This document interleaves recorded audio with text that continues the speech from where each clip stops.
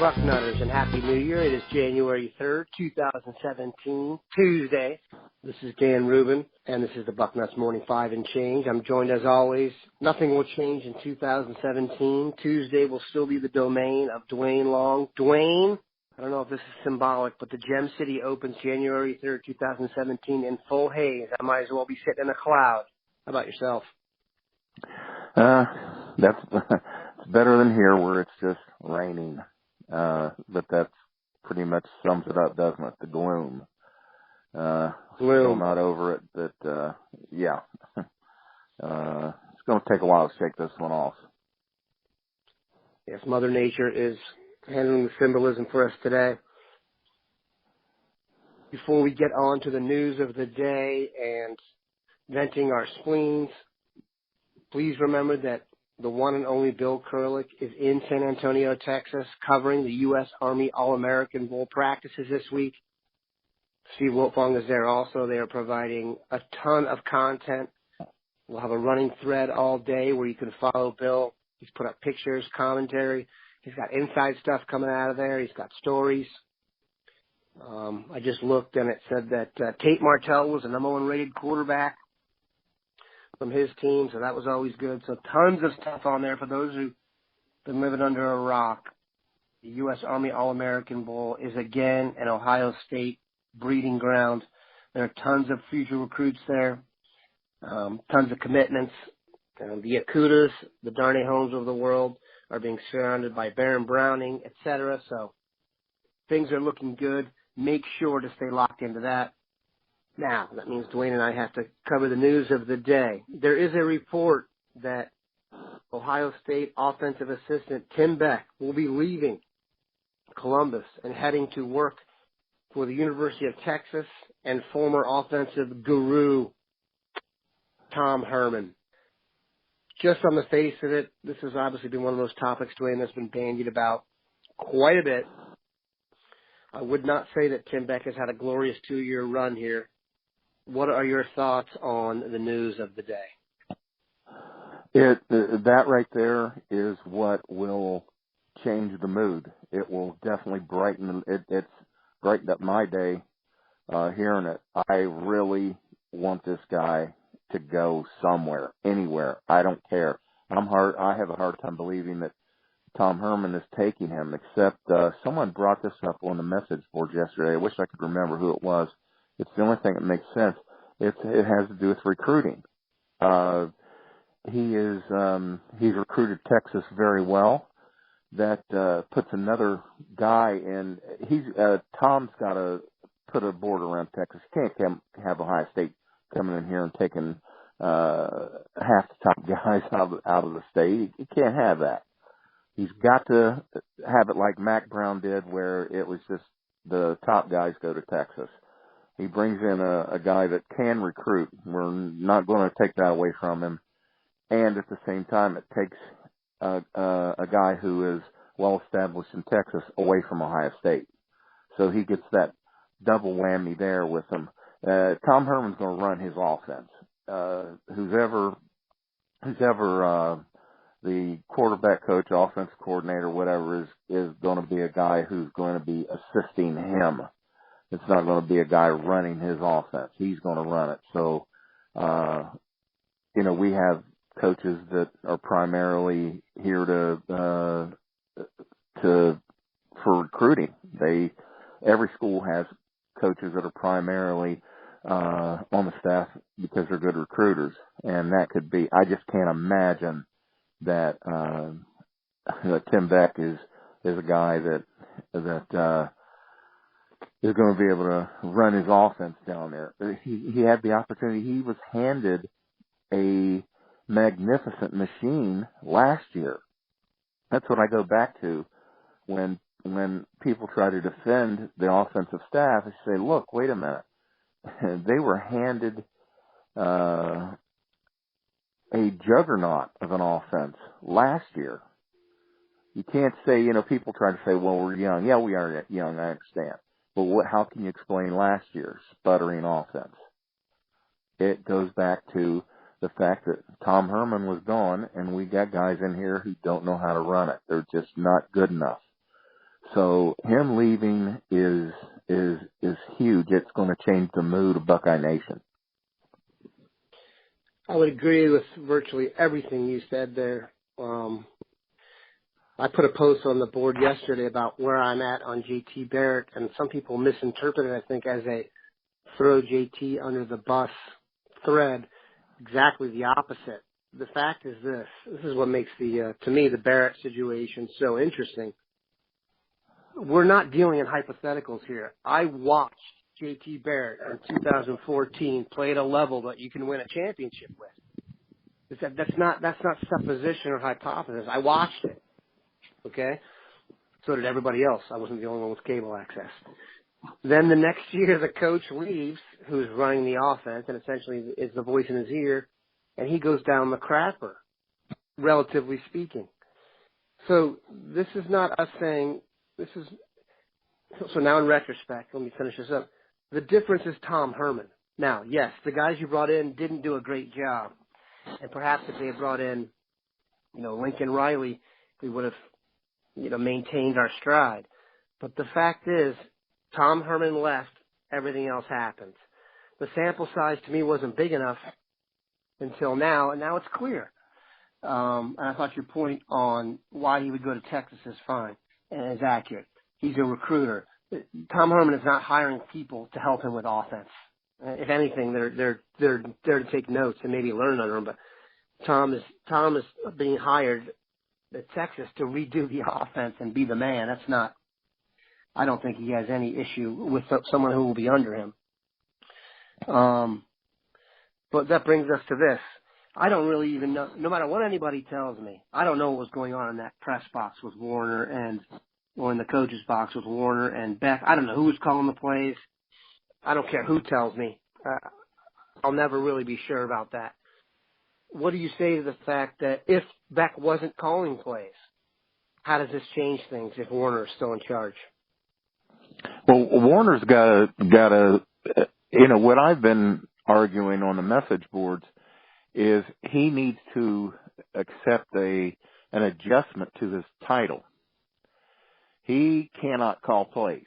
He can be the co-offensive coordinator and offensive line coach, but he doesn't need to be anywhere around. He needs to be, the way I understand it, he was the play caller. He and Urban Meyer and we had Beck was the guy who was involved. Well, that needs to change. We need to get a guy in here to be the offensive coordinator who is in charge of running the offense, and Warner can be his play suggester. That's what I started calling Tim Beck. That's what's got to happen. Why Beck's out of here is the development of quarterbacks is just not, like you said, in 2014, we watched JT Barrett set records.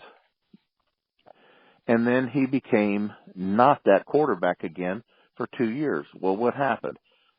Tom Herman left. And Tim Beck was in charge of developing him, and nothing has happened. We got all these great quarterback prospects coming into the program. We need somebody who can develop them. And Tim Beck was not the man. I mean, we go back and look at Taylor Martinez, the funkiest throwing motion I've ever seen at this level. He never got that kid straightened around. Good athlete, maybe should have been able to play a little bit at the next level. It was impossible. His mechanics were horrible, and Beck couldn't do anything about it. Comes in here with a record-setting redshirt freshman going into a sophomore, and let's not forget Cardell Jones, who in 3 games in 2014 turned himself into an NFL prospect. He would have gone even higher in the draft had he gone out the year after 2014. This guy didn't do anything to develop our quarterbacks, and he wasn't, as far as coordinating the offense, he wasn't. He needed to go. JT Barrett will be fine. He'll advance to another level with a different quarterback coach. I guarantee it's going to happen. I agree with that, but I think they also need a new I just don't think it's that small of an issue. As I was watching the game the other night, I thought to myself, I exchanged texts with a NFL source before the game. He always checks in my pregame vibe. And I said it's going to come down to first down creativity. And then as I watched the game, the plays aren't in the playbook. I don't care how. No, I agree. You know what I'm saying? Be as creative as you want. They didn't have the actual plays to call. It wasn't like they had 10 plays and chose the 10th best one. The scheme is not creative enough. They never figured out. I just refuse to believe that Curtis Samuel's the only explosive player on the offense at all. At all. And Warner cannot be. He absolutely cannot be the play caller anymore, the developer of the offense. No. He's going to have to accept his role, which is he's a great offensive line coach. He is not a very good offensive coordinator. I'd say he's pretty poor offensive coordinator. And he cannot be in charge of developing a game plan and play calling. No, absolutely not. Even if it means we lose him, I hate losing him as an offensive line coach. But he's not good enough. He's got to go. He's got to go out of that role.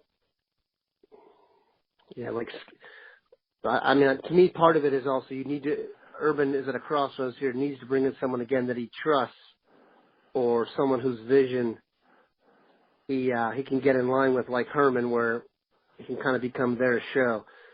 The name that we hear most, and we have heard this literally, at least in Bucknuts circles, ever since the day he left Bloomington, and that is Kevin Wilson.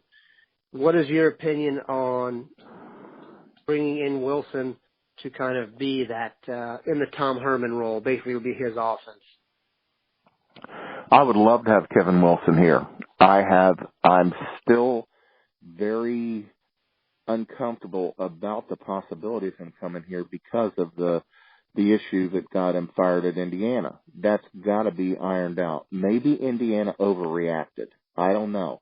All I know is I just don't see him being a guy that the administration, more so than Urban Meyer, would be comfortable bringing in here if he was actually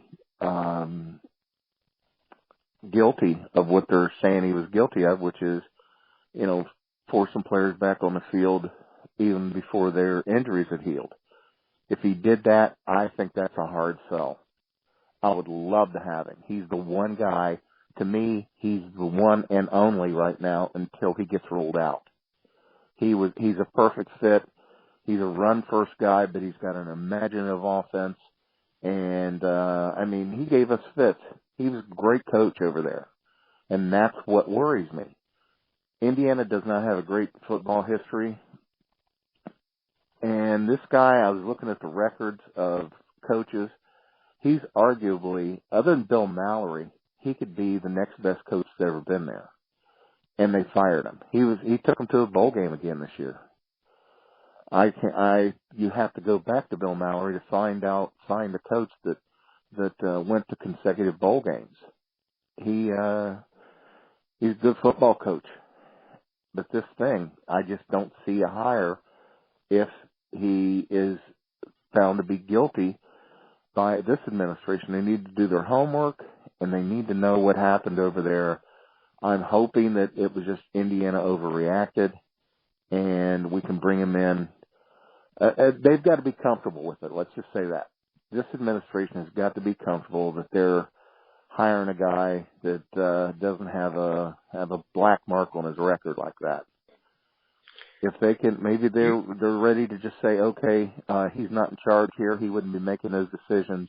So, don't worry about it. Maybe they'll go that far with it. I would love to have him. A program isn't very good when you say a name like Bill Mallory. And guaranteed you sent people scrambling to the Google machine to Google who that was. I believe it was in was it mid-'80s? Who even knows? Yeah. Here's what I know. I'm just kidding. Here's what I like about Kevin Wilson. Ohio State is in the a business of developing professional football players.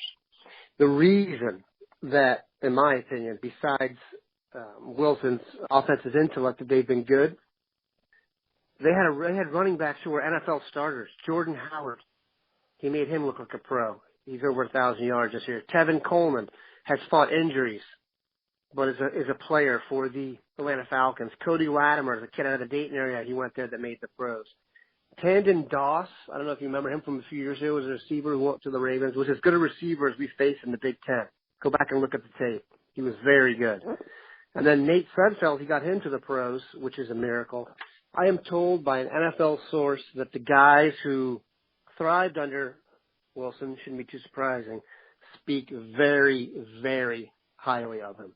That the offensive guys saw him as sort of an answer man, that he could figure anything out offensively. And it bears out, if you look at the Big Ten over the last, Wilson's run here, the offense from Indiana was one of the best units in the Big Ten. Now, it wasn't better than the Ohio State offense or defense, and I could probably find a couple others, the Michigan State defense over time. But the Indiana offense has been consistent over a decent period of time, even when they had, the soap opera kid in their plan, with whose name I can't remember, that was fantastic. So I'm in favor of bringing in Kevin Wilson, like you said, provided he does not bring with him NCAA sanctions or something similar, a harbinger of fear and stuff like that. Let's talk about the effect you think this has on JT Barrett. He's been here forever. He has just completed his redshirt junior season. There seems to be some question as to whether he'll be back or not. I'm not sure he can leave for the NFL draft in terms of, I don't think he'll be a very high draft pick. What's your feeling on Barrett? Do you see the program needing a clean break? Do you see him being the first person under a new coordinator? What's your vibe on how Barrett should handle this? I think he should wait and see who's coming in. He should come back. He has such a limited prospects in the NFL. He just doesn't have good size. He doesn't have the arm strength. He's a really outstanding college quarterback. Let's not forget he's Big Ten MVP, even though we're talking about him not being as good as he was 2 years ago. So you want him back and put him in with a guy who can actually run an effective offense, one that actually, you were talking earlier about what the play calling. It was just horrendous. And it's been that way. Look at the last 3 games, how bad the offense has been. And it was bad earlier in the year. And it was bad parts of last year. For too much of last year. Put the guy in an offense with somebody who knows what they're doing, someone who will attack down the field, and let him play football. I really think he should come back. He doesn't have anything to gain by trying to go to the NFL, where he's probably, someone I was speaking to does not feel like he would be a guy that would go draft. He would get drafted. He would go free agent at best. He might as well just come back and enjoy playing college football for one more year. I can't disagree with that. I like the idea of Barrett coming back, provided those who have been listening to the prior 5-ish minutes, they get a new vision in here and get a new way of doing things. That said, I do think this is going to be interesting. I don't think this is over with. I don't have any inside information on that, but I think we're going to go through a very interesting time here, Bucknutters, over the next X months, as Urban is kind of at a crossroads with his offense. Obviously, the defense is fixed. From a scheme perspective, they're going to lose some guys, but it's the offense that needs work. So we appreciate Duane stopping by today and going into detail. Don't forget, we have Bill Kurlick in San Antonio covering the U.S. Army All-American game. We'll have stuff out there all day from that. And then on Thursday, we will bring in Steve Wiltfong, who is also in there, out in San Antonio, for a complete update on how the Buckeyes are doing out there. Have a good one, Bucknutters.